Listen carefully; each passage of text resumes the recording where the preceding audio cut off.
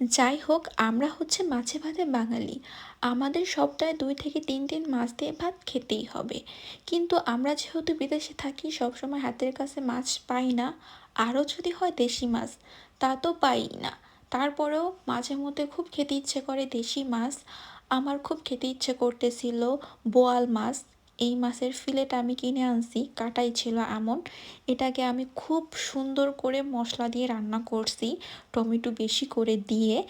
খুব খেতে ইচ্ছে করতেছিল দেশি মাছ, আর ঘরে এই বোয়াল মাছের প্যাকেটটা আগে থেকে আনা ছিল। সময় করতে পারতেছিলাম না, যে কারণে রান্নাও করতে পারতেছিলাম না।